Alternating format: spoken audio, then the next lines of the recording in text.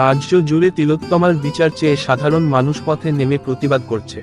গত 6 দিন ধরে জুনিয়র ডাক্তাররা স্বাস্থ্য ভবনের সামনে ধর্ণা চালাচ্ছে। সারাদিন ধরে নিম্নচাপের জেরে বৃষ্টি হচ্ছে দক্ষিণবঙ্গে।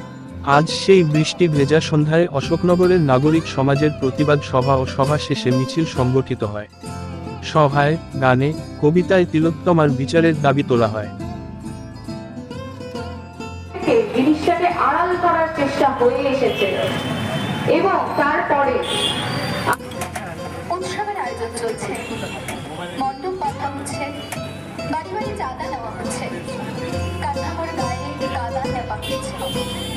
উৎসব হবে।